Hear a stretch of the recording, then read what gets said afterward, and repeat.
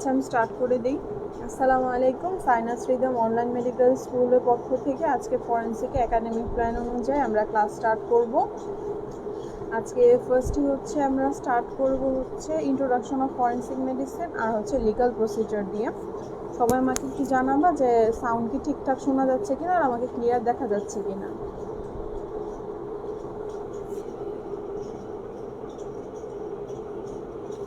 Sound কি ঠিকঠাক শোনা যাচ্ছে আর আমাকে ক্লিয়ার দেখা যাচ্ছে?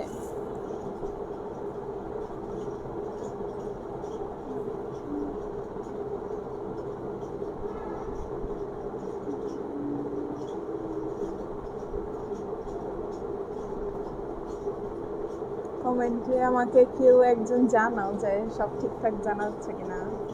আচ্ছা ঠিক আছে, সব ক্লিয়ার। তাহলে আমি স্টার্ট করে দিই। 60+ আছে আপাতত, আমি স্টার্ট করে দিচ্ছি। হ্যাঁ, যারা পরে আসবে তারা হচ্ছে লাইভটা সেভ থাকবে, তারা সেখান থেকে দেখে নিই। ঠিক আছে, ইন্ট্রোডাকশন অফ ফরেন্সিক মেডিসিন। আমাদের ফার্স্টে জানতে হবে যে ফরেন্সিক মেডিসিন জিনিসটা কি। ফরেন্সিক মেডিসিন হচ্ছে মেডিসিনের একটা ব্রাঞ্চ যেটা হচ্ছে আমাদের লিগাল অ্যাসপেক্টে হেল্প করে।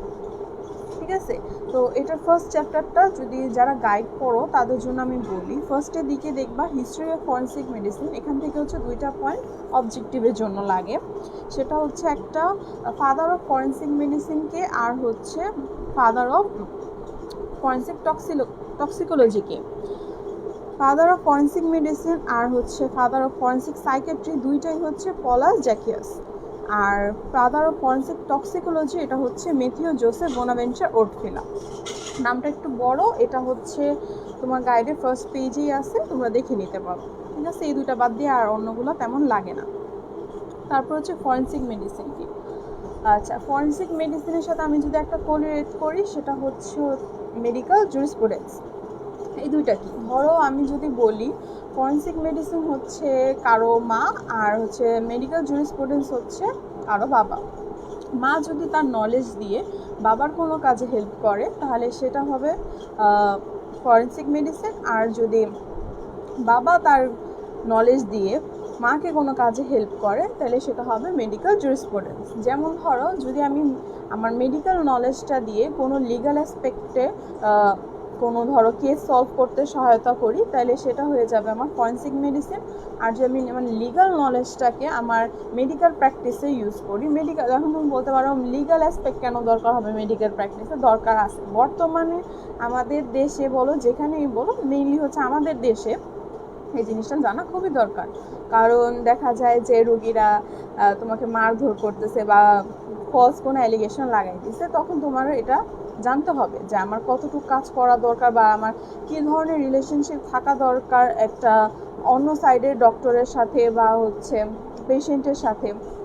তাছাড়া আমি যে প্র্যাকটিসটা করতেছি মেডিসিনে আমার জন্য কি লিগাল কি ইলিগাল এগুলো জানতে হবে। তো এই জিনিসটা যেটা আলোচনা করে সেটা হচ্ছে মেডিকেল জুরিসপ্রুডেন্স। তা এখন হচ্ছে আমি সংজ্ঞাটা বলে দিচ্ছি। ফরেন্সিক মেডিসিনের সংজ্ঞা হচ্ছে forensic medicine or legal medicine deals with the application of medical and paramedical knowledge two aid the administration of justice in civil and criminal case. ঠিক আছে, তো এটা গেল হচ্ছে ফরেন্সিক মেডিসিন। তো এখন হচ্ছে ফরেন্সিক মেডিসিনটা জানা দরকার কেন, এটা হচ্ছে 3টা জিনিস সবসময় মনে রাখবা। এই 3টা দিয়েই হচ্ছে যদি এইম চাই এটাই, যদি স্কোপ চাই এটাই, তারপর ইম্পর্টেন্স চাই এটাই। 3টা কোয়েশ্চেন তুমি এই 3টা পয়েন্ট দিয়ে সুন্দরভাবে বলে দিতে পারো। এই 3টা পয়েন্ট মনে রাখলেই হবে। একটা হচ্ছে ওপিনিয়ন ইন দ্য কোর্ট। তোমাকে ধরো নাটক সিনেমা অবভিয়াসলি তোমরা দেখো, ওটার মধ্যে দেখো যে কোনো কেসের ইনফরমেশন লাগছে বা মেডিকেল কোনো স্টেটমেন্ট লাগছে, তখন লয়ার কী করে ডাক্তারকে ডাকে। তো ডাক্তার যখন ওপিনিয়ন দেয়, হ্যাঁ ধরো মেন্টালি আনস্টেবল বা রেপ কেসগুলোতে যখন ডাক্তারকে জিজ্ঞাসা করা হয় বা ডাক্তার থেকে রিপোর্ট চাওয়া হয় তখন ডাক্তার সেই রিপোর্টগুলো দিয়ে দেয়। ডাক্তারের রিপোর্টের উপর ভ্যালিড করেই কিন্তু কেসের স্টেটমেন্টগুলো পাস হয় বা কী বিচার হবে এটাই পাস হয়। সো ফার্স্টই হচ্ছে for giving opinion in the court. তারপর হচ্ছে প্রফেশনাল সেফগার্ড। প্রফেশনাল সেফগার্ড জিনিসটা কি, আমি মেডিকেল প্র্যাকটিস করতেছি, আমার নিজের জানা দরকার যে আমি কি আমার জন্য লিগাল কি আমার জন্য ইললিগাল। আমাকে যদি কেউ ফলস ক্লেম করে যে ধরো কোনো রোগীকে আমি ঠিকঠাকভাবে সব ট্রিটমেন্ট দিলাম, কিন্তু রোগী যে আমার বিরুদ্ধে মানে আমার এগেনস্টে কোর্টে কেস করে দিল যে আমার নেগলিজেন্সের কারণে তার অনেক বড় একটা ক্ষতি হয়ে গেছে, তো আমি তো জানি যে না আমি ঠিকঠাক দিয়ে দিছি, তো আমার এই নলেজগুলো থাকা লাগবে যে আমার জন্য কি কি লিগাল কি কি ইললিগাল। আমি যদি কোনো পেশেন্ট অ্যাবর্শন করে দিই, এমন সেটা যদি কোনো ভ্যালিড কোনো রিজন না থাকে, তাহলে সেটা হবে ক্রিমিনাল অ্যাবর্শন। এটার জন্য সে আমাকে ফলসলি চার্জ করতেই পারে। তো এগুলোর জন্য জানতে হলে আমাদের জানতে হবে যে প্রফেশনাল সেফগার্ড। তারপর হচ্ছে 3 নম্বর, এটা হচ্ছে code of conduct. Code of conduct হচ্ছে আমি এই মেডিসিন প্র্যাকটিসটাতে কীভাবে সব কিছু মেনে চলবো, আমার সাথে আমার কলিগসদের রিলেশন কেমন হবে, তারপর আমার সাথে আমার পেশেন্টদের রিলেশন কেমন হবে, এটার উপর ডিপেন্ড করে হচ্ছে code of conduct.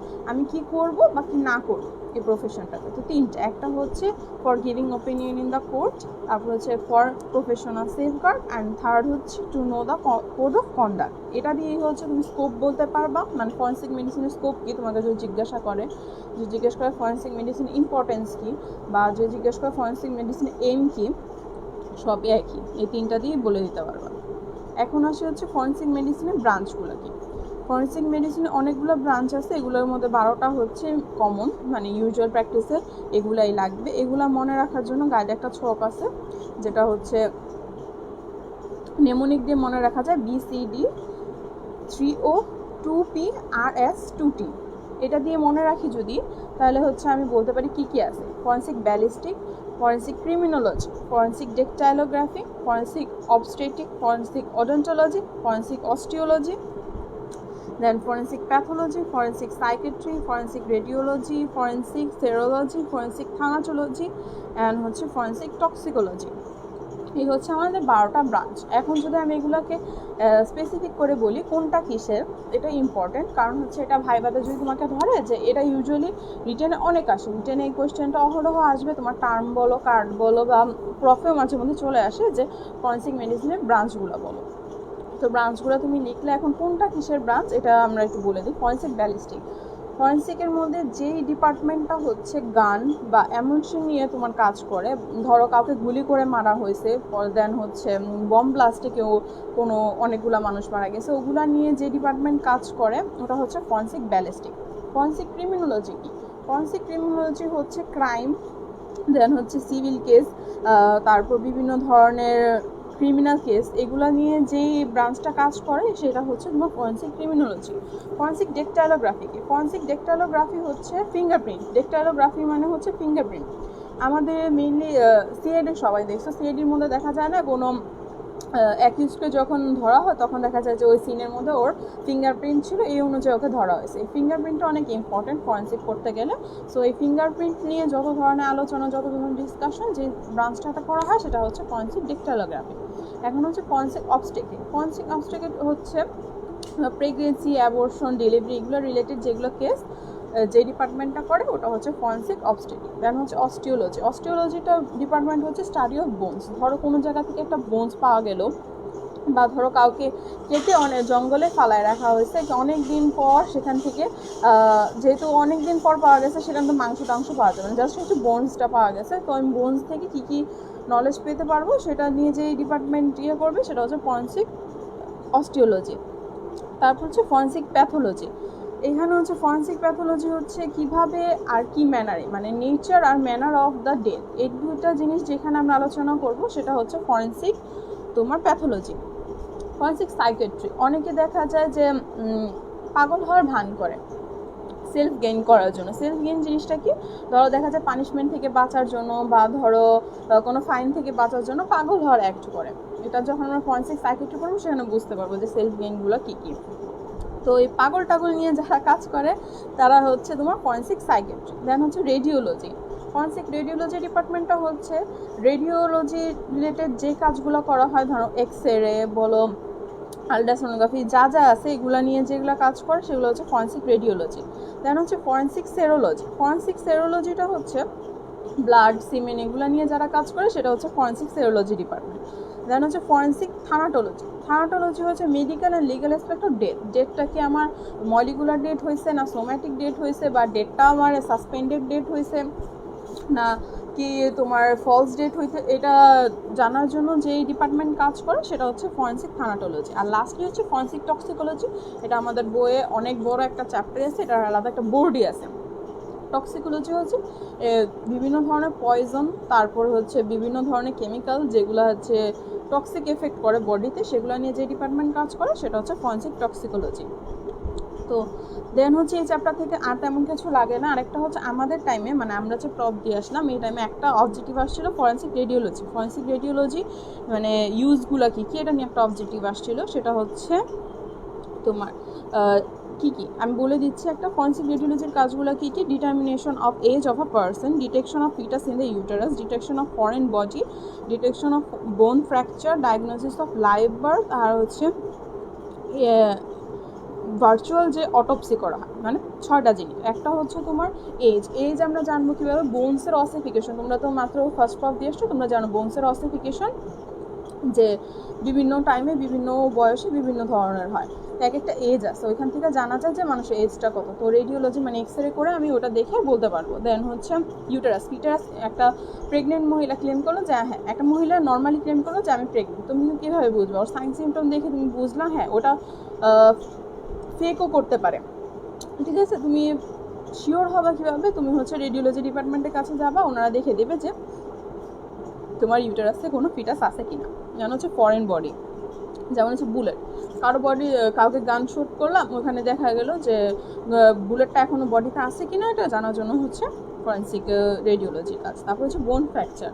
Usually bones fracture হয়ে গেলে বাইরে থেকে ভালোভাবে না বোঝা গেলেও যদি আমি রেডিওলজি ডিপার্টমেন্টে যাই তারা বলে দেবে। তারপর হচ্ছে diagnosis of live birth. Live বার্থটা হচ্ছে অনেক ইম্পর্টেন্ট, একটা আলাদা চ্যাপ্টার আছে ইনফ্যান্টিসাইড এগুলো নিয়ে চ্যাপ্টার, সেটা লাইভ বার্থটা আমরা ওইখানে ডিসকাস করবো। জাস্ট জানো যে বাচ্চাটা হচ্ছে ইউটারাসে যতক্ষণ ছিল ততক্ষণ সে জীবিত ছিল, বাট হচ্ছে যখন সে জন্মগ্রহণ করে তখন সে হচ্ছে মারা যায় কোনো কারণে। তো এটা ডিসকাস করার জন্য বা ভায়াবল এজটা তার সেটা জানার জন্য যে ইয়েটা করা হয়, মানে ডায়াগনোসিসটা করা হয় রেডিওলজি ডিপার্টমেন্টে, এটা একটা কাজ। তারপর হচ্ছে ভার্চুয়াল অটোপসি, এটা একটা পার্ট আছে, অটোপসিতে ওটা ডিসকাস করবো না আমরা এখন, এটাতে চাই। তো ফার্স্ট চ্যাপ্টার আমাদের শেষ মোটামুটি, এই চ্যাপ্টার থেকে এগুলাই, আর এক্সট্রা কিছু তেমন ধরে না। এক্সট্রাকে পড়তে চাইলে আরও পড়তে পারো। আর মেডিকেল জুরিসপ্রুডেন্স থেকে ভাইবার অনেক কোয়েশ্চেন ধরে। একটা হচ্ছে ফরেনসিক মেডিসিন আর মেডিকেল জুরিসপ্রুডেন্সের মধ্যে পার্থক্য, যেটা আমি বলে দিছি, সংজ্ঞাটা সুন্দর করে দেওয়া আছে, মেইন বেসিক আমি বলে দিলাম। জাস্ট হচ্ছে আমি লিগাল নলেজটা আমার মেডিকেল প্র্যাকটিসে ইউজ করবো। মেডিকেল প্র্যাকটিসে আমার কী কী, একটা হচ্ছে আমার সাথে পেশেন্টের কী রিলেশনশিপ হবে, আমার সাথে আমার কালিগসদের কী রিলেশনশিপ হবে, এগুলো নিয়ে যে সাইটটা ডিসকাস করে সেটা হচ্ছে মেডিকেল জুরিসপ্রুডেন্স। এখানে ভাইভাতে কোয়েশ্চেন করে কোন কোন জায়গায় মেডিকেল জুরিসপ্রুডেন্স অ্যাপ্লিকেট হবে। তো ফার্স্টেই বলতে হবে মেডিকেল নেগলিজেন্স কেসেস, দেন হচ্ছে consent, right and duties of doctor, serious professional misconduct, আর হচ্ছে মেডিকেল ইথিক্স। এই 5টা পয়েন্ট জাস্ট শুনে রাখো, এগুলো হচ্ছে আমরা যখন থার্ড চ্যাপ্টার পড়বো তখন বলে দেবো। আর এটা আমি যেটা বললাম ফার্স্টে যে কি কোন কোন রিলেশনশিপের মাঝখানে হচ্ছে মেডিকেল জুরিসপ্রুডেন্সে অ্যাপ্লিকেবল হবে, একটা হচ্ছে ডক্টর পেশেন্ট, ডক্টর ডক্টর, আর একটা হচ্ছে ডক্টর স্টেট। এই 3টা রিলেশনশিপের মাঝখানে হচ্ছে আমরা মেডিকেল জুরিসপ্রুডেন্সটাকে অ্যাপ্লিকেবল করতে পারবো, মানে অ্যাপ্লাই করতে পারবো। এই চ্যাপ্টার মোটামুটি শেষ। তো আমি হচ্ছে সেকেন্ড চ্যাপ্টারটা স্টার্ট করি। সেকেন্ড চ্যাপ্টারটা হচ্ছে কোর্ট নিয়ে। ঠিক আছে, কোর্ট কি? কোর্ট যদি জিজ্ঞাসা করো কোর্ট কি, কোর্ট ইনক্লুড অল দ্য জাজেস, magistrates and all person except the arbitrators legally authorise to take evidence. মানে এমন একটা জায়গা যেখানে হচ্ছে তোমার জাজেস থাকবে, ম্যাজিস্ট্রেট থাকবে, আরবিট্রেটর্স থাকবে না, যারা হচ্ছে আর কি সমঝোতা করে ওরা থাকবে না। কোর্টটা কেন তৈরি করা হয়েছে? এভিডেন্স নেওয়ার জন্য, ওই এভিডেন্সের উপর ভিত্তি করে একটা পানিশমেন্ট বা স্টেটমেন্ট পাস করার জন্য। তো আমি যদি বলি কোর্ট কয় ধরনের আছে, নর্মালি যদি বলা হয় তাহলে তুমি বলে দিবা ক্রিমিনাল কোর্ট, আর এটা হচ্ছে সিভিল কোর্ট। ঠিক আছে, ক্রিমিনাল ল যেগুলো নিয়ে আলোচনা করে তারা হচ্ছে ক্রিমিনাল কোর্ট, আর যারা সিভিল নিয়ে আলোচনা করে সিভিল কোর্ট। কারণ তোমাকে বুঝতে হবে যে ক্রিমিনাল কোনগুলো, ক্রিমিনাল ল কোনগুলো, আর সিভিল ল কোনগুলো। ক্রিমিনাল হচ্ছে তোমার সাথে স্টেটের যদি কোনো ধরো ঝামেলা হয় তাহলে সেটা হচ্ছে ক্রিমিনাল। আর সিভিল হচ্ছে আমার সাথে আরেকজনের, মানে পার্সন দুই পার্সনের মাঝখানে যে ঝামেলাটা হবে সেটা হচ্ছে তোমার সিভিল ল। এখন হচ্ছে আমি যেটা গ্রুপে পোস্ট করছিলাম একটা যে বাংলাদেশের জুডিশিয়ারি সিস্টেমটা ফুলটা, ঠিক আছে, ওটা আমি এখন বলে দিচ্ছি। ঠিক আছে, 3 ভাগে বাংলাদেশের জুডিশিয়ারি সিস্টেমটা 3 ভাগে ভাগ করা যায়। একটা হচ্ছে স্পেশাল ট্রাইব্যুনাল, সাবঅর্ডিনেট কোর্ট, আর হচ্ছে সুপ্রিম কোর্ট। সবচেয়ে হাইয়েস্ট পয়েন্টে আছে আমাদের সুপ্রিম কোর্ট। সুপ্রিম কোর্টে হচ্ছে অ্যাপ্লিকেবল ডিভিশন আর হচ্ছে তোমার হাইয়েস্ট কোর্ট ডিভিশন। আর তোমার সাবঅর্ডিনেটে হচ্ছে আমাদের যেটা আমরা মেইন কাজগুলো করি সেটা হচ্ছে সিভিল কোর্ট আর হচ্ছে ক্রিমিনাল কোর্ট। সিভিল কোর্টের মধ্যে হচ্ছে সবগুলোর মধ্যেই না একটা নর্মাল, আমি একটা নেমোনিক টাইপ শিখিয়ে দিই তোমাদের, এডিশনাল আর জয়েন্টটা অ্যাড করে দিয়ে নর্মাল কোর্ট বানাই দিবা। যেমন হচ্ছে ডিস্ট্রিক্ট জাজ কোর্ট, এডিশনাল ডিস্ট্রিক্ট জাজ কোর্ট, জয়েন্ট ডিস্ট্রিক্ট জাজ কোর্ট, সিনিয়র অ্যাসিস্ট্যান্ট জাজ কোর্ট আর হচ্ছে অ্যাসিস্ট্যান্ট জাজ কোর্ট, এগুলো সব হচ্ছে সিভিল কোর্ট, ঠিক আছে। তারপর হচ্ছে তোমার ক্রিমিনাল কোর্ট, যতগুলো সেশন কোর্ট আছে সবগুলোই হচ্ছে ক্রিমিনাল কোর্ট। ক্রিমিনাল কোর্টকে তুমি দুইটা ভাগে ভাগ করতে পারবা, একটা হচ্ছে সেশন কোর্ট আর একটা হচ্ছে ম্যাজিস্ট্রেট কোর্ট। সেশন কোর্টগুলো হচ্ছে আবার দুই ভাগে ভাগ করা, নর্মাল ডিস্ট্রিক্ট লেভেলে আর হচ্ছে মেট্রোপলিটন লেভেলে। ডিস্ট্রিক্ট লেভেলে আছে তিনটা, ডিস্ট্রিক্ট সেশন জাজ কোর্ট, এডিশনাল ডিস্ট্রিক্ট সেশন জাজ কোর্ট আর এটা হচ্ছে জয়েন্ট ডিস্ট্রিক্ট সেশন জাজ কোর্ট। ওই সেম যেটা বললাম, একটা ডিস্ট্রিক্ট লেভেলে দিবে, একটা এডিশনাল লেভেলে, একটা জয়েন্ট লেভেলে। তারপর মেট্রোপলিটন সেশন জাজ কোর্ট, তারপর হচ্ছে এডিশনাল সেশন জাজ কোর্ট, তারপরে জয়েন্ট মেট্রোপলিটন সেশন জাজ কোর্ট, ঠিক আছে এগুলো। দেন হচ্ছে ম্যাজিস্ট্রেট কোর্ট হচ্ছে তোমার চারটা, একটা হচ্ছে চিফ মেট্রোপলিটন ম্যাজিস্ট্রেট কোর্ট, একটা হচ্ছে magistrate of first class, magistrate of second class আর ম্যাজিস্ট্রেট অফ থার্ড ক্লাস। এটা আমি তোমাদের একটা নর্মালি বলে দিলাম। আর একটা হচ্ছে স্পেশাল ট্রাইব্যুনাল কোর্ট, নারী শিশু ট্রাইব্যুনাল, জুভেনাইল ট্রাইব্যুনাল, দ্রুত বিচার tribunal, administrative tribunal, labour tribunal, এগুলো হচ্ছে ট্রাইব্যুনাল কোর্টগুলো। এখন সবাই এটা মিলিয়ে নিচ্ছে না, এবার আমি বুঝাচ্ছি, ঠিক আছে। নর্মালি সিভিল কোর্ট আর হচ্ছে ক্রিমিনাল কোর্ট, এগুলোর হাইয়েস্ট কোর্ট হচ্ছে এগুলোর ফার্স্টটা, যেটা মানে সিভিল কোর্টের হচ্ছে হাইয়েস্ট কোর্ট ডিস্ট্রিক্ট জাজ কোর্ট, আর ক্রিমিনাল কোর্টের হাইয়েস্ট কোর্ট হচ্ছে ডিস্ট্রিক্ট সেশন জাজ কোর্ট। তো তোমাকে এখানে ভাই কোশ্চেন করে যে ধরো তোমার ডিস্ট্রিক্ট লেভেলে হাইয়েস্ট কোর্ট কোনটা, তোমার সেশন করে মানে ক্রিমিনাল কোর্ট আর হচ্ছে সিভিল কোর্ট দুটো আলাদা আলাদা করে বলা লাগে। তো তুমি বলে দিবা, তখন তোমাকে জিজ্ঞাসা করবে আচ্ছা নর্মালি আমি যখন কেস ফাইল করবো আমি কোনটাতে করবো, তখন তুমি বলবা যে আমরা যখন কোনো কেস ফাইল করি তখন লো লেভেল থেকে আসি, মানে আমি যদি কেস ফাইল করি তো ডিস্ট্রিক্ট লেভেলে সেটা হবে ফার্স্টে জয়েন্ট ডিস্ট্রিক্ট সেশন জাজ কোর্টে, ওইখানে যদি আমার রায় আমার পছন্দ মতো না হলো তখন আমি আবার অ্যাপিল করবো হচ্ছে এডিশনাল ডিস্ট্রিক্ট জাজ কোর্টে। দেন হচ্ছে সেখান থেকেও যে রায়টা আসলো ওটাও যদি আমার পছন্দ না হয় তাহলে হচ্ছে আমি তার উপরে লেভেলটা মানে ডিস্ট্রিক্ট সেশন জাজ কোর্টে গিয়ে করবো, সেই রায়ও যদি আমার পছন্দ না হয় তখন আমি সেটাকে হাইকোর্ট আপিল করবো। এখন হাইকোর্ট থেকে আমার একটা স্টেটমেন্ট দিয়ে দিল যে তোমার এটা হবে পানিশমেন্ট, এটাই এই লাইফ টাইম ইমপ্রিজনমেন্ট বা অন্য কিছু, তা আমার এটা পছন্দ হলো না, তখন আমি আবার অ্যাপিল করবো সুপ্রিম কোর্ট। এভাবে হচ্ছে একদম লো কোর্ট থেকে একবার হাইকোর্টে যায়।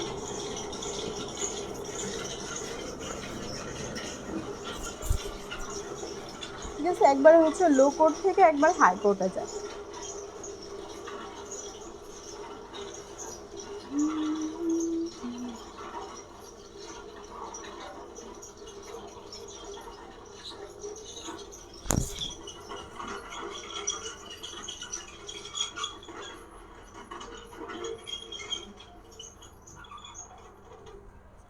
আরেকটা হচ্ছে তোমার ডিস্ট্রিক্ট সেশন জাজ কোর্ট, যে ডিস্ট্রিক্ট সেশন জাজ কোর্টের মধ্যে যদি আমার অনেক টাইম ধরে ধরো 1 বছর হয়ে গেছে 2 বছর ধরে একটা কেস ঝুলতে আছে, তখন আমি যে কেসগুলো স্পেশাল ট্রাইব্যুনালে দিব, স্পেশাল ট্রাইব্যুনালে দেওয়ার জন্য আমার হচ্ছে সুপ্রিম কোর্ট থেকে পারমিশন লাগবে। তো সুপ্রিম কোর্ট থেকে পারমিশন নিয়ে আমি স্পেশাল ট্রাইব্যুনালে দিব।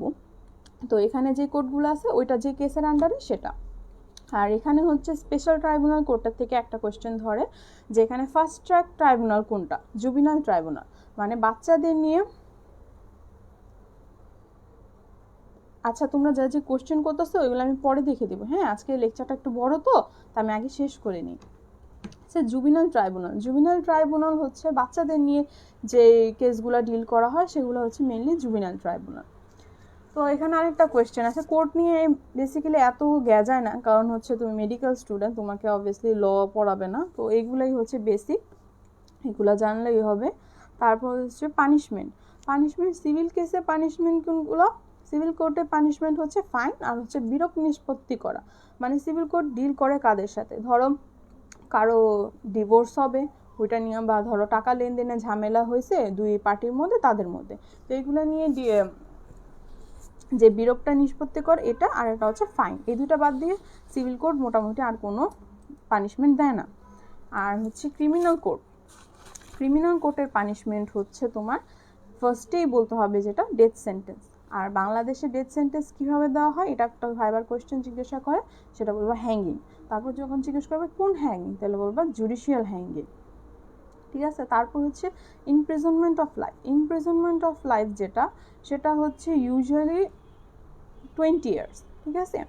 কিন্তু দেখা যায় যে তোমার লোয়ার কোর্ট থেকে, মানে হচ্ছে ডিস্ট্রিক্ট লেভেলে যে কোর্টটা, হাইস্ট কোর্ট, ডিস্ট্রিক্ট সেশন জাজ কোর্ট, এখানে যদি তোমাকে কোনো ইয়ের জন্য ডেথ সেন্টেন্স দেওয়া হয়, সেটা যদি তুমি আবার অ্যাপিল করো, যেটা আমরা বলছিলাম রেফারেল পদ্ধতিতে, যদি আবার অ্যাপিল করো সুপ্রিম কোর্টে, তখন সেখান থেকে যদি তোমার পানিশমেন্টটা কমায় লাইফ টাইম ইমপ্রিজনমেন্ট দেয়, তখন সেটা সিরিয়াসলি লাইফ টাইম ইমপ্রিজনমেন্টই হবে, মানে যতদিন তুমি বাঁচবা ততদিন, সেটা আর 20 ইয়ার্স হবে না।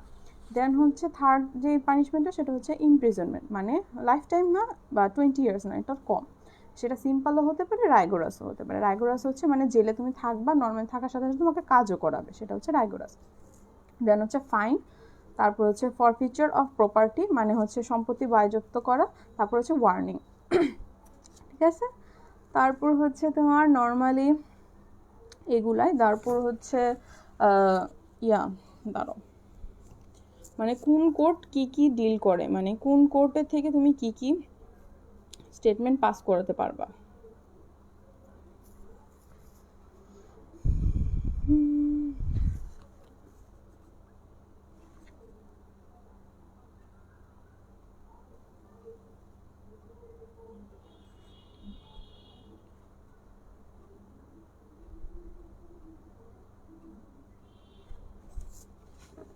আচ্ছা, আমি ক্যাপিটাল পানিশমেন্টগুলো একটু বলে নিই।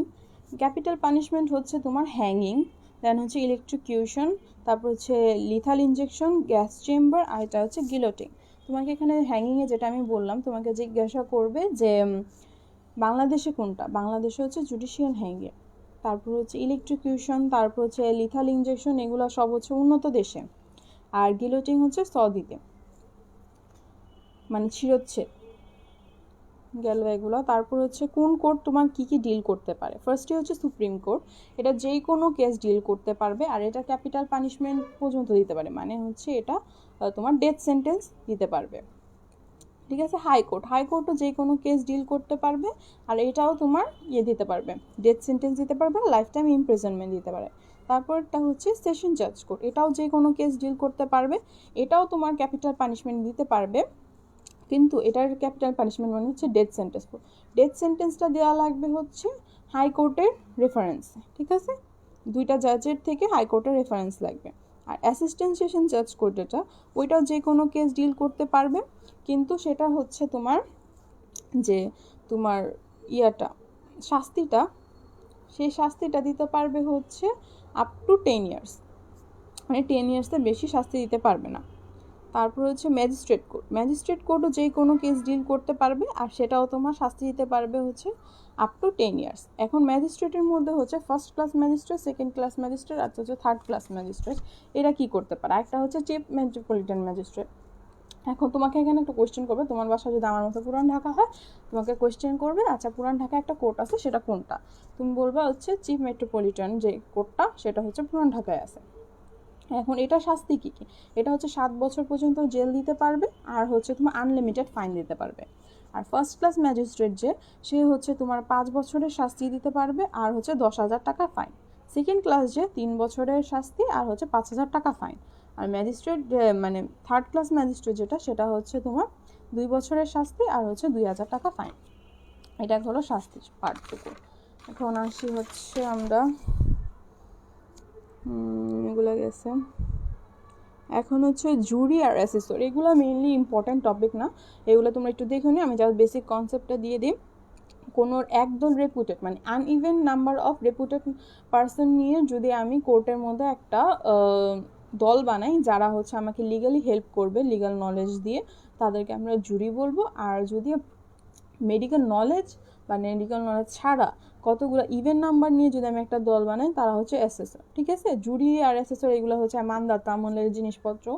তারা যদি রুস্তম মুভিটা দেখে থাকো, সেখানে দেখবা যে কোর্টের মধ্যে একটা দল থাকে, তারা হচ্ছে তাদের ওপিনিয়নগুলো দেয়, যাতে হচ্ছে জাজ, যে মেইন জাজ, যে তার হচ্ছে পানিশমেন্ট বা তার স্টেটমেন্টটা পাস করতে পারে। ঠিক আছে, তো এখানে এত কিছু লাগে না। তারপর হচ্ছে ক্রাইম অ্যান্ড ক্রিমিনোলজি। ক্রাইম কি?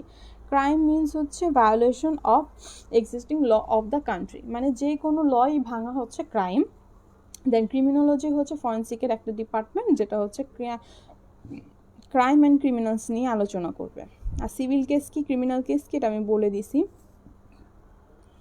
আর এখন হচ্ছে পেনাল কোড। পেনাল কোড তোমরা পড়তে থাকবা, ফরেন্সিক মেডিসিন প্রত্যেক চ্যাপ্টারই পাবা, এত number penal code, 377 number, 373 number, এরকম। পেনাল কোড হচ্ছে it deals with the definition of different crimes and definite punishment, মানে কোন ক্রাইমটা কি, মানে এক একটা ক্রাইমে একটা ডেফিনেশন আছে। যেমন রেপের কিন্তু একটা এক্সাক্ট ডেফিনেশন আছে, বা অ্যাডাল্টারি, এটার একটা ডেফিনেশন আছে, মার্ডার, এটা একটা ডেফিনেশন আছে। এগুলো সব হচ্ছে ল স্টেটমেন্ট অনুযায়ী ডেফিনেশনে যদি ফুলফিল করে, তাহলে তুমি তখন এটাকে মার্ডার, রেপ বা অ্যাডাল্টারি বলতে পারবে। আর সেটার পানিশমেন্ট কী হবে, কত পর্যন্ত পানিশমেন্ট হবে, এগুলো নিয়ে যেগুলো আলোচনা করে একটা মোটা বস্তাটায় বই আছে, ওটার নাম হচ্ছে পেনাল কোড। তারপর হচ্ছে নর্মালি ভাইবাতে তোমাকে ধরে যে প্লেন্টিফ কি আর হচ্ছে ডিফেন্ডেন্ট কি। যে ভিকটিমটা কেস ফাইল করে সে হচ্ছে প্লেন্টিফ, আর হচ্ছে ডিফেন্ডেন্ট হচ্ছে যে যাকে অ্যাকিউজড করা হয়েছে। Both civil and criminal case দুইটাকেই বলা হয় তোমার ডিফেন্ডেন্ট। এখন অফেন্স কি? অফেন্স হচ্ছে any act or omission made punishable by law, মানে যে একটা বা যে অমিশনটা তোমার পানিশেবল বাই ল, সেটাই হচ্ছে তোমার অফেন্স। অফেন্স হচ্ছে দুইটা, একটা হচ্ছে কগনিসিবল অফেন্স আর একটা হচ্ছে তোমার নন কগনিসিবল অফেন্স। কগনিসিবল অফেন্স কোনগুলা? যেগুলোতে হচ্ছে তোমার কোনো ধরনের লাগে না,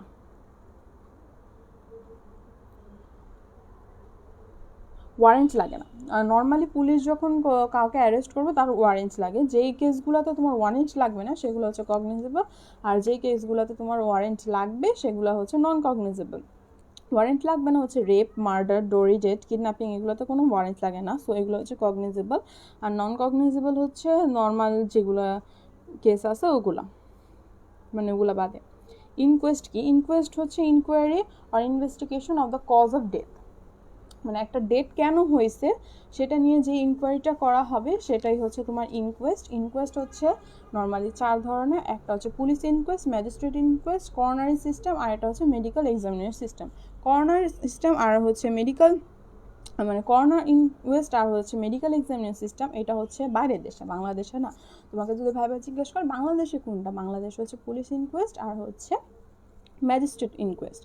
পুলিশ ইনকোয়েস্টটা হচ্ছে নর্মালি তোমার হচ্ছে not below the level of sub inspector, মানে তোমার কাছে যদি অনেকে ইনকোয়েস্ট নিয়ে আসে, সাব ইন্সপেক্টরের নিচে, ধরো কনস্টেবল যদি তোমার জন্য একটা ইনকোয়েস্ট নিয়ে আসে, তুমি সেটা নিতে পারবা না, কারণ হচ্ছে তোমার লেভেলটা হচ্ছে সাব ইন্সপেক্টর পর্যন্ত। সাব ইন্সপেক্টর পর্যন্ত যারাই তোমার কাছে ইনকোয়েস্ট আনবে, মানে পুলিশ মেম্বারই, তুমি সেটা করতে পারবা, মানে অ্যাকসেপ্ট করতে পারবা।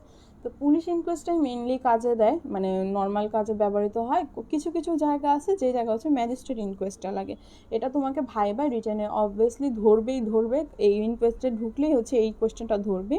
ফার্স্টেই তোমাকে বলা লাগবে হচ্ছে এক্সামিনেশন। এক্সামিনেশন হচ্ছে তোমার কোনো ডেড বডিকে মানে কবর দেওয়া হয়ে গেছে, এখন সেটাকে উঠিয়ে যদি অটোপসি করা হয় সেটা হচ্ছে তোমার সেকেন্ডারি অটোপসি বা হচ্ছে এক্সামিনেশন। এটার জন্য হচ্ছে তোমার ম্যাজিস্ট্রেট ইনকোয়েস্টটা লাগে।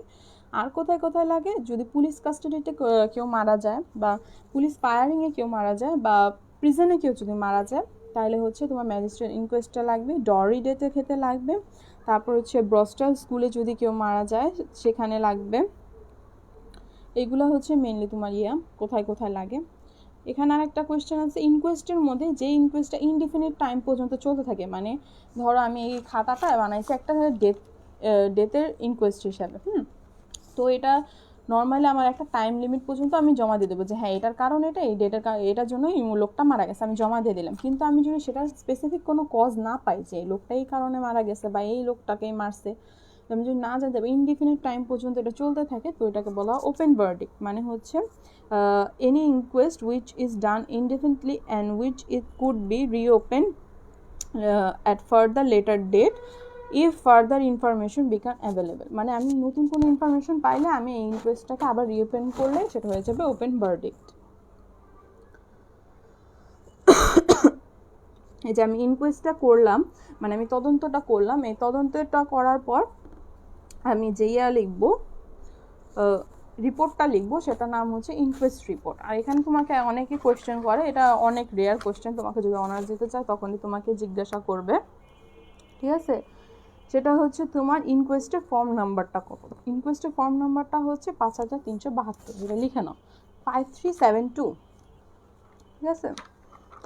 এটার আরেকটা নাম আছে সুরত হাল প্রতিবেদন, যেটাকে বলে সুরত হাল প্রতিবেদন,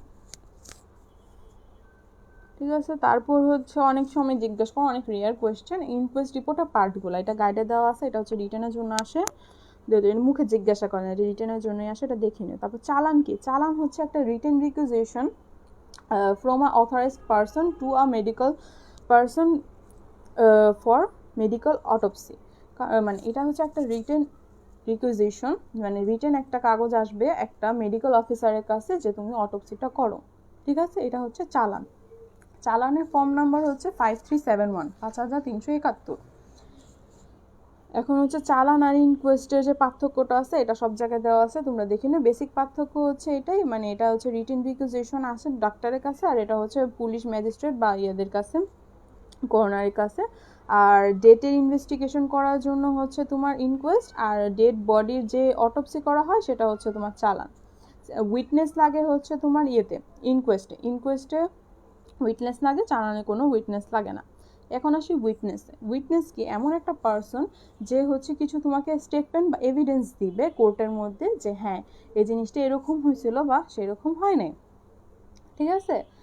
তো উইটনেসকে আমরা যদি ভাগ করি, তো তোমাকে জিজ্ঞাসা করা কি কি উইটনেস আছে। একটা হচ্ছে তোমার কমন উইটনেস, একটা হচ্ছে এক্সপার্ট উইটনেস, আর একটা হচ্ছে তোমার হস্টাইল উইটনেস। এখন কমন উইটনেস কে? কমন উইটনেস হচ্ছে ধরো দুই দলে মারামারি হয়েছে, ধরো রাকিব আর সাকিবের মারামারি হয়েছে, হ্যাঁ? এখন হচ্ছে তমা এটা দেখছে, তো তমা এটা কোর্টে যা বলবে, হ্যাঁ আমি দেখছি ওদের মারামারি হয়েছে, কে আগে মারামারিটা শুরু করছে, সাকিব আগে মারামারি শুরু করছে, রাকিব পরে ওকে মারছে, ঠিক আছে? এই যে উইটনেসটা দিল, এটা হচ্ছে তোমার কমন উইটনেস, এখানে তমা হচ্ছে কমন উইটনেস। এখন হচ্ছে স্পেশাল উইটনেস কারা দিবে? স্পেশাল উইটনেস হচ্ছে তোমার ডক্টর, ফায়ার আর্ম এক্সপার্ট, তারপর হচ্ছে ফিঙ্গারপ্রিন্ট এক্সপার্ট, হ্যান্ডরাইটিং এক্সপার্ট, যারা মানে যারা খুবই স্পেশাল কিছু নলেজ রাখে যে হ্যাঁ এই জিনিসটা এরকম হতে পারে, তো তারা হচ্ছে তোমার যেটা দিবে, স্টেটমেন্টটা দিবে, সেটা হচ্ছে তারা এক্সপার্ট উইটনেস। আর হস্টাইল উইটনেস কি? হস্টাইল উইটনেস হচ্ছে তোমার কিছু লোক যারা হচ্ছে নিজের সুবিধা অনুযায়ী বা ধরো নিজের কোনো স্পেসিফিক মোটিভ আছে এটার জন্য, আমি সত্য কথা মানে আমি এভিডেন্স দিব কিন্তু কিছু পার্ট ইয়ে করে রাখবো। ধরো এখানে যদি যেটা আমি বলছিলাম সাকিব আর রাকিবের মারামারি লাগছে, এখন ধরো তমা জানে যে হ্যাঁ রাকিবের সাথে ওর ভালো বন্ধুত্ব আছে, এখন সে ঠিক করে নিচ্ছে আচ্ছা ঠিক আছে রাকিব না হয় দোষ করছে, কিন্তু আমি সেখানে যাই বলবো যে না রাকিব তো ওকে মারেই নাই, সাকিবই ওকে একা মারছে। তো এখানে যে কনসিল পার্ট হচ্ছে মানে কিছু পার্টটা কেউ লুকায় রাখছে, সেই পার্টটুকু হচ্ছে তোমার লুকায় রাখছে, এটা মিথ্যাও না আবার সত্যও না, ঠিক আছে? আবার যদি আমি কমপ্লিট নিজের মোটিভের জন্য, এখানে যদি আমার সাকিবের সাথে ভালো বন্ধুত্ব থাকে, আমি যদি বলি যে না না না মানে ইয়ে কি যেন বলে জাজ, সাকিব ওকে মারেই নেই, রাকিবই শুধু ওকে মারছে, তো এখানে যদি বলে এটা ফলস একটা এভিডেন্স হয়ে গেল। এই দুটাই হচ্ছে তোমার হস্টাইল উইটনেস দিতে পারে, ওর নিজস্ব মোটিভ থাকবে। আর হচ্ছে এখানে আরেকটা বলা হয় যে আচ্ছা হস্টাইল উইটনেস আছে, আরেকটা কি আছে, তখন তুমি বলবা এটা উইটনেস আন্ডারে পড়ে না, এটা হচ্ছে আলাদা একটা পার্ট, সেটা হচ্ছে পারজুরি। পারজুরি কি? পারজুরি হচ্ছে তোমার ধরো আমি উইলফুল, আমি চাই আমার মানে ইচ্ছা করে আমি একটা মিথ্যা এভিডেন্স দিয়ে দিলাম, ঠিক আছে? সেটা হলো পারজুরি। এখন এই দুটা যদি ডিফারেন্সিয়েট করতে বলে তাহলে হস্টাইল উইটনেস হচ্ছে উইলফুল ফলস এভিডেন্স দিবে, আর হচ্ছে তোমার পারজুরি হচ্ছে যেটা ধরো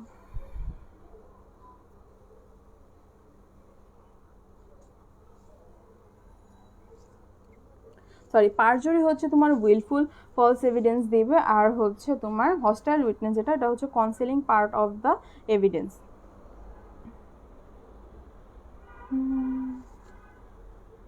তো পারজুরিকে ডিক্লেয়ার করবে কে? পারজুরিকে ডিক্লেয়ার করবে অপোজিট সাইডের লয়ার। লয়ার তো দুইটা থাকে না,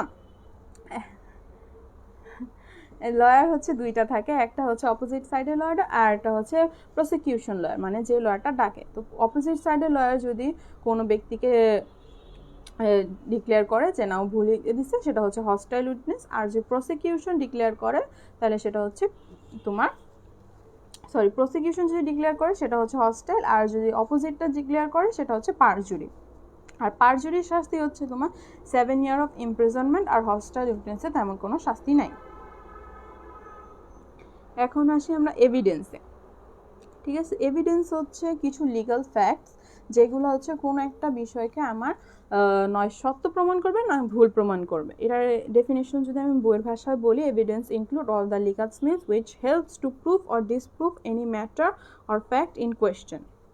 ঠিক আছে, এখন এভিডেন্সকে আমরা দুই ভাগে ভাগ করি, একটা হচ্ছে ওরাল এভিডেন্স আর একটা হচ্ছে ডকুমেন্ট এভিডেন্স, মানে মেডিকেল ডকুমেন্ট এভিডেন্স। এখন মেডিকেল ডকুমেন্ট ওরাল এভিডেন্সটা হচ্ছে ডাইরেক্ট আর হচ্ছে ইনডাইরেক্ট। ঠিক আছে, ডাইরেক্ট হচ্ছে ডাইরেক্ট পুলিশকে বলে দিবে, আর ইনডাইরেক্ট হচ্ছে আমি তাকে বললাম সে তাকে বললো, এটা হচ্ছে ইনডাইরেক্ট। তারপর হচ্ছে তোমার মেডিকেল ডকুমেন্টারি যেটা এভিডেন্স, সেটা আবার দুই ভাগে ভাগ করা, মানে 3 ভাগে ভাগ করা যায়। গাইডে কিন্তু 4 ভাগে আছে। একটা হচ্ছে মেডিকেল সার্টিফিকেট, একটা হচ্ছে মেডিকেল রিপোর্টস, একটা মেডিকেল ডিক্লারেশন মানে ডাইং ডিক্লারেশন, একটা হচ্ছে ডাইং ডিপোজিশন। ডাইং ডিপোজিশনটা যেহেতু বাংলাদেশে নাই, তো আমরা এটা বলবো না। যদি স্যার বলে আর কি আর কি আর কি, তখন আমরা বলবো যে হ্যাঁ। আরেকটা আছে ডাইং ডিপোজিশন, নাহলে হচ্ছে 3টাই থাকবে, মেডিকেল সার্টিফিকেটস, মেডিকেল রিপোর্টস আর হচ্ছে ডাইং ডিক্লারেশন। এখন মেডিকেল সার্টিফিকেট কোনগুলো? সবারই একটা বার্থ সার্টিফিকেট আছে। কেউ যদি মারা যায় তাহলে হচ্ছে সেটা হয়ে যাবে ডেথ সার্টিফিকেট। তোমার এজ সার্টিফিকেট একটা আছে, হেলথ সার্টিফিকেট একটা আছে। কেউ কাগজে পাগল প্রমাণ করতে হয়, তাকে যে ডাক্তার যে সার্টিফিকেটটা দিবে সেটা হচ্ছে তোমার ইনস্যানিটি সার্টিফিকেট।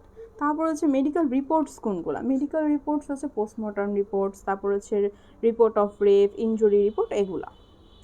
এখন আসি আমরা হচ্ছে একটা ডক্টরকে যখন ডাকা হবে কোর্টে, এটা হচ্ছে তোমার ভাইবার কোয়েশ্চেন। একটা ডক্টরকে যখন ডাকা হবে সেগুলা কিভাবে ডাকা হবে বা প্রসিজারটা কি? ফার্স্টে হচ্ছে তোমার কাছে একটা সামন আসবে, তারপর হচ্ছে তুমি কোর্টে যাবা, তারপর হচ্ছে শপথ নিবা, যে টিভি সিরিয়ালে যখন দেখায় যে গীতার উপর বা কোরআনের উপর হাত রেখে বলা হয় ওইটা। তারপর হচ্ছে তুমি এভিডেন্সটা দিলা, তারপর হচ্ছে সেখান থেকে চলে আসলা। এটা হচ্ছে তোমার 5টা পয়েন্ট। এখন এগুলো আমি সুন্দরভাবে বলি, তোমরা শোনো। একটা হচ্ছে তোমার রিসিভিং সামন অন ওয়ারেন্ট, তারপর অ্যাটেন্ডেন্স ইন দ্য কোর্ট, তারপর হচ্ছে ওথ টেকিং, তারপর হচ্ছে deposition or record of evidence, তারপর হচ্ছে release the witness from the court. ঠিক আছে, এই 5টা পয়েন্ট। তারপর হচ্ছে ওথটা কি? ওথটার একটা স্পেসিফিক করে সংজ্ঞা দেওয়া আছে, বই আছে, গাইডে আছে, যেখান থেকে পড়ে নিও, এটা মাঝে মতো ধরে যে ওথের সংজ্ঞাটা কি। তারপর হচ্ছে তোমার ডিপোজিশনটা কি? ঠিক আছে, যে আমরা যে 5টা পয়েন্ট বললাম এটার মধ্যে একটা ছিল ডিপোজিশন। ঠিক আছে, এই ডিপোজিশন হচ্ছে 4টা। আমি যে বলতেছি ডিপোজিশন হচ্ছে মেইনলি আমি এভিডেন্সটা দিচ্ছি। এটার পয়েন্টগুলো কি কি? ফার্স্ট হচ্ছে ডাইরেক্ট এক্সামিনেশন, আমাকে যে লয়ার ডাকছে, মানে পাবলিক প্রসিকিউটর আমাকে যে ডাকছে, আমি যাব, তার কোশ্চেন অ্যান্সারগুলো দিব, এটা হচ্ছে ফার্স্টে ডাইরেক্ট এক্সামিনেশন। এখন হচ্ছে অপোজিট সাইডের লয়ার, সে যদি আমাকে কোয়েশ্চেন করে, তারপর হচ্ছে সেটা ক্রস এক্সামিনেশন। তারপর হচ্ছে রি এক্সামিনেশন, অপোজিট সাইডের লয়ার আমাকে কতগুলো কোয়েশ্চেন করলো যেগুলো আমি ভালো করে বুঝতে পারিনি বা ভালো করে অ্যান্সার দিতে পারিনি, সেগুলোই যদি আবার যখন আমাকে পাবলিক প্রসিকিউটর মানে আমাকে যেই লয়ারটা ডাকছিল সে যদি আমাকে আবার এক্সামিন করে, সেটা হচ্ছে রি এক্সামিনেশন।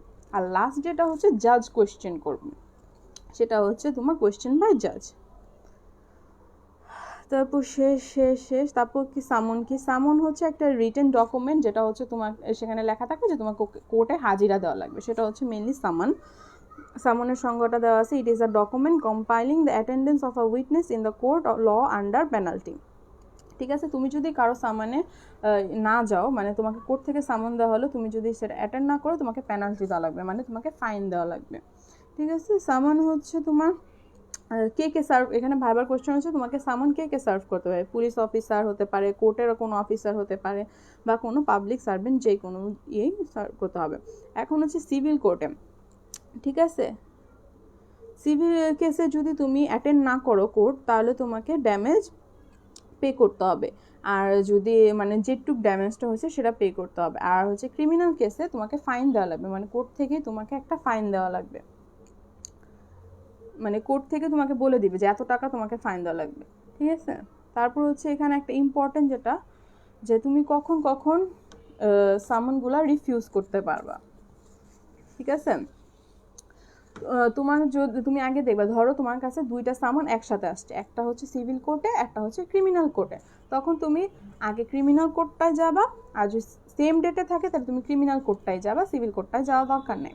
এখন যদি দেখো দুইটাই ক্রিমিনাল কোর্ট থেকে আসছে, তাহলে তুমি কোর্ট চেক করবা, কোর্টের লেভেল মানে কোনটা হায়ার কোর্ট থেকে আসছে, যেটা হায়ার কোর্ট থেকে আসছে সেটাই যাবা তুমি, ঠিক আছে।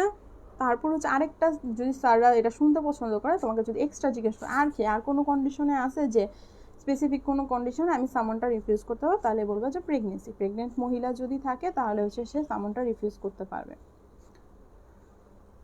তারপর হচ্ছে লাস্ট আমাদের দুইটা, 9:16 বাজে, আমি এই দুটা বলে শেষ করি, তারপর তোমরা তোমাদের কোয়েশ্চেন করো। আজকে আমি অনেক স্পিডে পড়াইলাম কারণ টাইম লিমিট অনেক কম, চ্যাপ্টারগুলো অনেক বড় ছিল, ঠিক আছে। তারপর হচ্ছে ডাইং ডিক্লারেশন হচ্ছে ধরো একটা কেসের জন্য, মানে কোনো একটা ইনজুরি বা কোনো একটা ইললিগাল কজের জন্য একটা লোক মারা যাচ্ছে, ঠিক আছে। এখন সে বলতে চাচ্ছে, এভিডেন্স দিতে চাচ্ছে যে আমাকে ওই মারছিল বা এই কারণে আমাকে মারা হয়েছিল।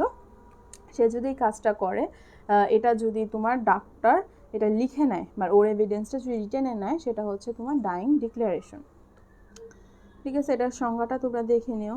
আমার সংজ্ঞাটা যদি বলি গুলায় ফেলবো, আমি প্রসিজারটা বলি। ফার্স্টে হচ্ছে যদি টাইম থাকে তাহলে ফার্স্টেই ডাক্তারের কাজ হবে ম্যাজিস্ট্রেটকে কল করা। যদি ম্যাজিস্ট্রেট আসতে পারে আসলো, যদি দেখা যায় না রোগীর অবস্থা খুবই খারাপ, তখন সে কী করবে, দুইটা উইটনেস অ্যারেঞ্জ করবে, ম্যাজিস্ট্রেট লাগবে না, দুইটা উইটনেস অ্যারেঞ্জ করবে। উইটনেস অ্যারেঞ্জ করে তাদের সামনে হচ্ছে রোগীর মেন্টাল স্ট্যাটাসটা চেক করবে যে তার মেন্টাল অবস্থা ঠিক আছে কিনা। যদি দেখেন হ্যাঁ তার মেন্টাল অবস্থা ঠিক আছে, তখন সে এভিডেন্সটা নেওয়া, মানে ওর যে ভার্বাল এভিডেন্সটা সে যা বলবে ওগুলো লেখা স্টার্ট করে দিবে। যদি সে রোগীর যদি অবস্থা অনেক খারাপ থাকে যে ও মুখে বলতে পারতেছে না, হাতে ইশারায় বলে দিচ্ছে, বা তুমি রোগীকে কোয়েশ্চেন করতেছো, সে হ্যাঁ এটা এটা এটা ও অ্যান্সার দিচ্ছে, সেগুলোই হচ্ছে রোগীর ভাষায় লিখতে হবে। লিখার পর হচ্ছে তুমি রোগীকে শোনাবা, যে হ্যাঁ রোগী আর কি মানে ভিকটিমকে শোনাবা যে হ্যাঁ আপনি এটা এটা বলছেন, এটা হ্যাঁ। তারপর যদি বলে হ্যাঁ ঠিক আছে আমি এগুলোই বলছি, তখন তুমি ভিকটিমের সিগনেচার নিবা, উইটনেসের সিগনেচার নিবা।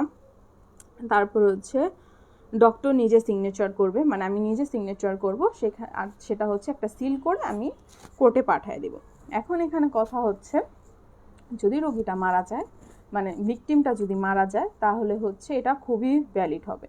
তুমি এটা অনুযায়ী যে কোনো রায় পাশ করতে পারবা, বা যার বিরুদ্ধে সে অ্যালিগেশন লাগাইছিল যে ওর কারণে ও মরছে বা ওর কারণে এই কাজগুলো হয়েছে, তাহলে তুমি ওকে পানিশ করতে পারবা। কিন্তু এখানে যদি রোগী না মারা যায়, তাহলে এটার ভ্যালুটা কিন্তু খুবই কম, তখন কিন্তু তুমি করতে পারবে না, কারণ যেহেতু রোগী বেঁচে গেছে, তখন রোগীকে আবার ডাইরেক্ট কোর্টে যেয়ে আবার এভিডেন্সগুলো দেওয়া লাগবে।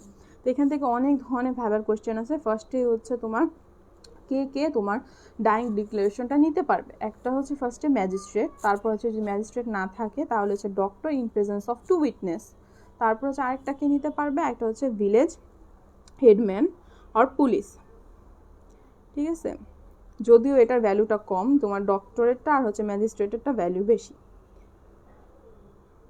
তারপর হচ্ছে এখানে ডক্টরের রোল কি, মানে একটা ডাইং ডিক্লারেশন নেওয়ার জন্য ডক্টরের রোল কি। ডক্টরের রোল এখানে হচ্ছে ইনফর্মিং দ্য ম্যাজিস্ট্রেট, দেন হচ্ছে সার্টিফাইং মেন্টাল ফিটনেস, তারপর হচ্ছে recording dyeing declaration.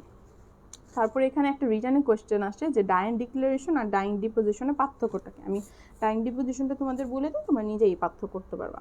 Dyeing deposition হচ্ছে এখানেও রোগীর ইলিগাল কজের জন্য যদি ডেথ হতে থাকে, এখন সে যদি তার স্টেটমেন্ট লিখাতে চায়, সেটা হচ্ছে ডাইং ডিপোজিশন। কিন্তু এখানে পার্থক্য হবে কি, এখানে তোমার ম্যাজিস্ট্রেট আসাই লাগবে মাস্ট, আর হচ্ছে অপোজিট সাইডে মানে যার এগেনস্টে সে অ্যাকিউজ করতেছে যে ওর কারণে ও মারা গেছে, তার লয়ার বা নিচে অ্যাকিউজ যে আছে সে প্রেজেন্ট থাকবে। আর এখানে হচ্ছে ক্রস এক্সামিনেশন করতে পারবে, যেহেতু লয়ারটা অপোজিট সাইডের লয়ারটা আসে, সে তোমাকে ক্রস এক্সামিনেশন করতে পারবে। তো এটা স্টেপগুলো কি, ফার্স্টেই হচ্ছে ডক্টরের কাজ, ও ম্যাজিস্ট্রেটকে ফোন দিবে, ম্যাজিস্ট্রেট আসবে, ম্যাজিস্ট্রেট আসলো, তারপর অপোজিট সাইডের লয়ার আসলো, সেখানে হচ্ছে সে তার ডিপোজিশন দিল, মানে তার এভিডেন্সগুলো লিখালো। তো এভিডেন্সগুলো লিখানোর পর যে অপোজিট সাইডের লয়ার আছে, সে তাকে ক্রস এক্সামিন করবে, ক্রস এক্সামিন করলো, সেটারও স্টেটমেন্ট বের হলো, সবগুলো একবারে লিখলো ডক্টর, লেখার পর হচ্ছে রোগী মানে ভিকটিমকে শোনাবে যে হ্যাঁ এগুলা ঠিক আছে। তখন সে বললো হ্যাঁ ঠিক আছে, তখন তার সাইন নিব, তারপর হচ্ছে ম্যাজিস্ট্রেট যেহেতু আছে ম্যাজিস্ট্রেটের সাইন নিয়ে এটা হচ্ছে তোমার মানে কোর্টে চলে যাবে। এখন এটা হচ্ছে ভাইবার একটা ইম্পর্ট্যান্ট কোয়েশ্চেন যে কেন ডাইং ডিপোজিশনটা ডাইং ডিক্লারেশন থেকে বেশি ভ্যালু রাখে। ঠিক আছে, ডাইং ডিপোজিশনটা বেশি ভ্যালু রাখে কারণ হচ্ছে এখানে ম্যাজিস্ট্রেটটা থাকতেছে,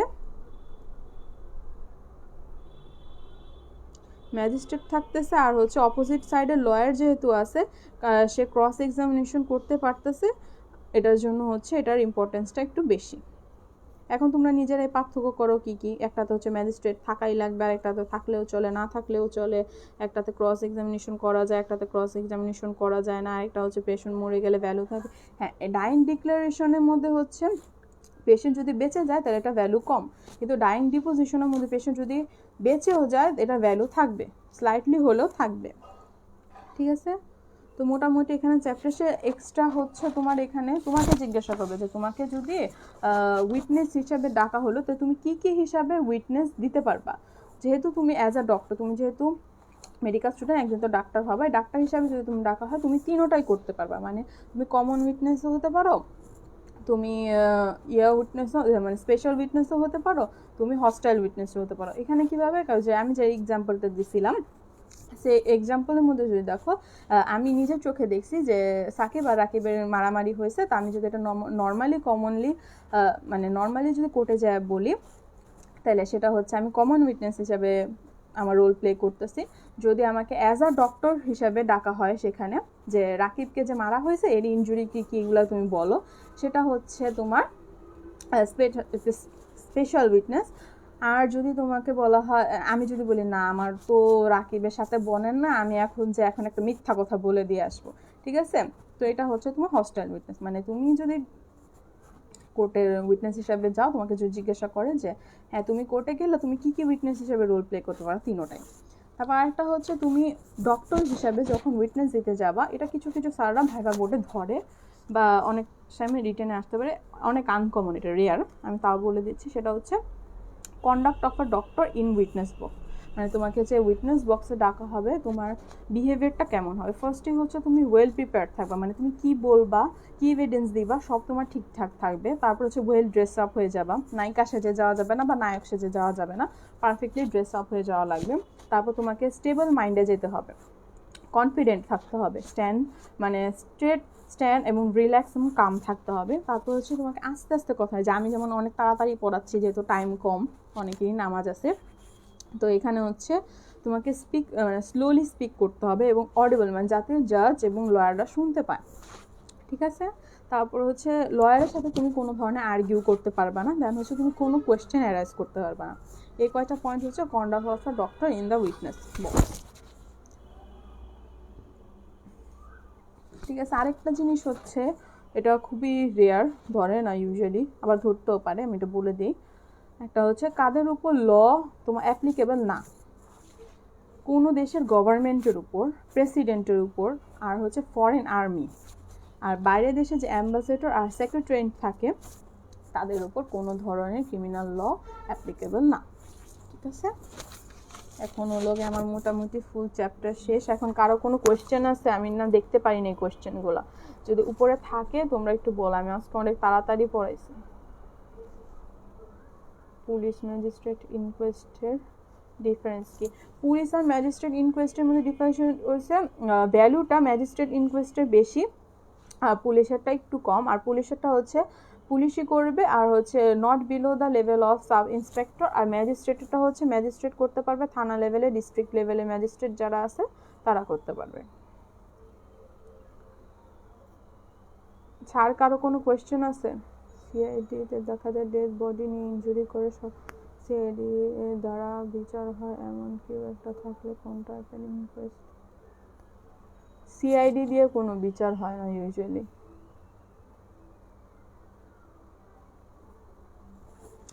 লাস্ট কোয়েশ্চেনটা হলো কাদের উপর ল অ্যাপ্লিকেবল না, কোনো দেশের গভর্নমেন্ট আর হচ্ছে প্রেসিডেন্ট, তারপর হচ্ছে ফরেন আর্মি, আর হচ্ছে অ্যাম্বাসেডর আর সেক্রেটারিয়েটের উপর কোনো ধরনের ল অ্যাপ্লিকেবল না।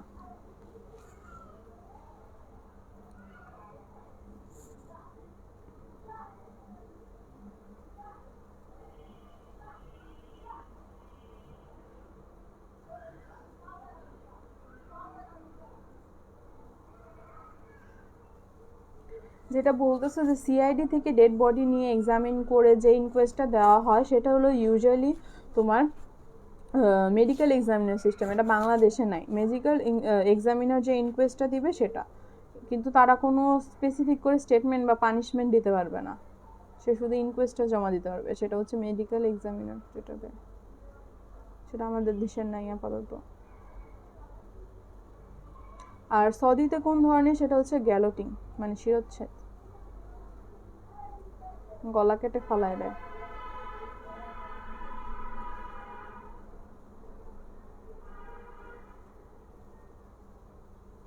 আমি জানি আজকের টপিকটা খুবই বোরিং, আমার নিজেরও এটা পছন্দ না, খুবই প্যাচালওয়ালা টপিক। এটাতে হচ্ছে জাস্ট হচ্ছে তোমরা মুখস্থ করবা, বুঝা যেটুক ছিল সেটুকু আমি বাংলায় বুঝাই দিছি।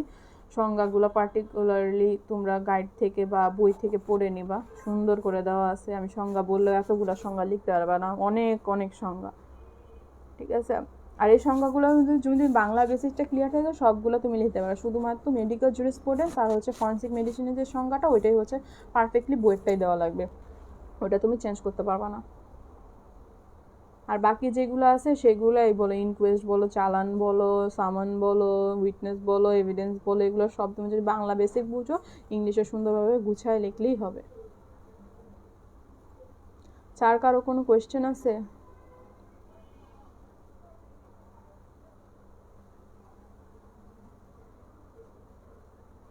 আজকের টপিকটা খুবই বোরিং আমি জানি।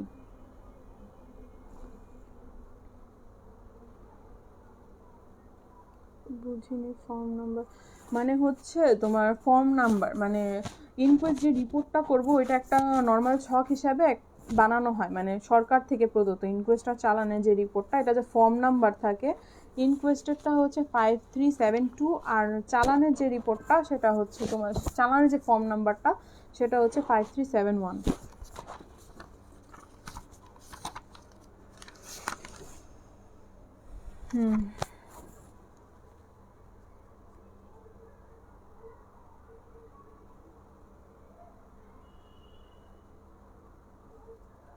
এটা নাম্বার ফর্মের নাম্বার, এটা তোমাকে সাধারণ কোয়েশ্চেন করবে, তোমাকে নাম্বার জিজ্ঞেস করবে, তখন তুমি বলে দিও এটা বইয়ে নাই, তোমার ইউজুয়ালি এটা মানে ল লেভেলের জিনিসপাতি, এটা আমাদের স্যার আমাদের বলছিল তাই আমি বলে দিলাম। একটা হচ্ছে 5372, একটা 5371।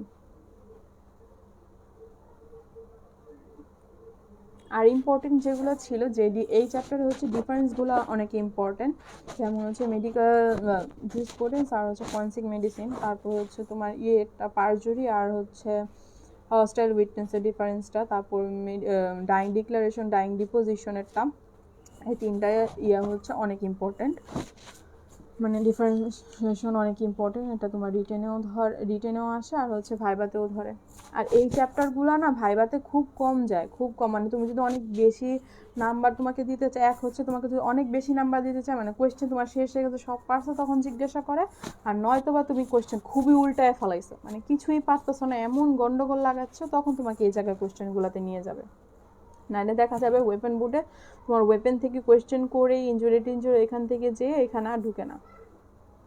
নর্মালি বেসিক যদি একদম ধরে তাহলে হচ্ছে জিজ্ঞেস করে ফরেনসিক মেডিসিন কি, ফরেনসিক জুরিসপ্রুডেন্স কি, উইটনেস কি, এভিডেন্স কি, এগুলা।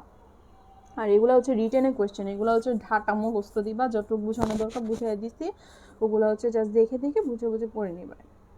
আজকে তো অনেক বোরিং ছিল আমি জানি, আমার নিজেরও এটা খুব বোরিং লাগতেছে, এর মধ্যে আমি ফ্যান অফ করে দিয়েছি, ফ্যান সাউন্ড করতেছিল, গরম লাগতেছে প্রচুর। আচ্ছা, একটা ইম্পর্টেন্ট নোটিস, যেহেতু আমি এখন একাডেমিক প্ল্যানে স্টার্ট করছি, ঠিক আছে, যেহেতু একাডেমিক প্ল্যানে আমি স্টার্ট করছি, ওয়েপেন বোর্ডটা আমি ফুললি চেষ্টা করব যে শেষ করে দিতে তোমাদের। পয়জন বোর্ডটা আপাতত না, যে ওয়েপেন বোর্ডটা আমি চেষ্টা করবো, ওয়েপেন বোর্ডই অনেক বড়, ওটা আমি চেষ্টা করব যে তোমাদের শেষ দিতে। এখন হচ্ছে একটা কথা, যে এই গ্রুপটাতে তো হচ্ছে তোমাদের অনেক ইনফরমেশন দিলে বা পিডিএফ বা বলো নোটস দিলে দেখা যাবে অনেক নিচে চলে গেছে, তো আমরা যেটা চিন্তা করলাম যে সাইনাস অনলাইন মেডিকেল স্কুল থেকে আমরা যেটা চিন্তা করলাম যে তোমাদের একটা মেসেঞ্জারে গ্রুপ করে দিব, সেখানে হচ্ছে তোমরা থাকলা, যাদের যাদের যে যে ইনফরমেশন লাগলো, ধরো আজকে যেমন আমি যে কোর্টের পিকচারটা দিলাম, এরকম অন্য অন্য সামনে আরও যে আছে নোটস, ভাইবার কোয়েশ্চেন, এগুলো হচ্ছে আমরা সেখানে গ্রুপে দিয়ে দিব, বা ক্লাসের আপডেটগুলো সেখানে দিয়ে দিব। কারণ অনেকে দেখা যায় যে ক্লাসের আপডেটের সময় লিখে দিয়েছে ইন্টারেস্টেড, কিন্তু পরে যায় ভুলে যায় যে ক্লাসটা কবে হবে, তো আমরা ওইখানে বলে দিব। তো চেষ্টা করব যে যারা যারা আসো মোটামুটি তাদের সবাইকে সেই মেসেঞ্জার গ্রুপটাতে অ্যাড করা। কেউ যদি বাদ পড়ে যাও, ইন কেস আমি এখানে বলে দিচ্ছি, কারণ এই লাইভটা তোমরা পরবর্তীতে যখন দেখবা, কেউ যদি বাই চান্স বাদ পড়ে যাও সেই গ্রুপটাতে অ্যাড হতে, আমাকে পার্সোনালি নক করো, বা হচ্ছে এই লাইভটাতেই কমেন্টে লিখে দিও যে আমি বাদ পড়ে গেছি বা আমাকে অ্যাড করা হয়নি, তোমাদের সেখানে অ্যাড করা হবে। ঠিক আছে, আপাতত খোলা হয়নি গ্রুপটা, খুলতে একটু টাইম লাগবে, যেহেতু অনেক মেম্বার, 200+ মেম্বার আছে মানে রেসপন্স করছিল এই ক্লাসটার জন্য। অনেকে হয়তো জানে না যে একাডেমিক প্ল্যানে স্টার্ট হয়েছে। আপাতত স্টার্ট করে দিলাম। এই আইটেমগুলো মেবি হয়ে গেছে অনেক জায়গায়, ঠিক না? হয়ে গেছে না? আমার জানার মতে আমার মেডিকেলও এই আইটেমগুলো হয়ে গেছে। তো নেক্সট যেগুলো আছে নেক্সট স্টার্ট করে দেবো। সামনেরগুলো অনেক ইন্টারেস্টিং, এগুলো অনেক বোরিং, এগুলো আমি জানি, এগুলো আমার নিজেরই খুব বোর লাগে। তা আপাতত মনে হয় না কারো কোনো কোয়েশ্চেন আছে, আপাতত শেষ করি। ঠিক আছে, সবাইকে আল্লাহ হাফেজ, আমি শেষ করে দিচ্ছি।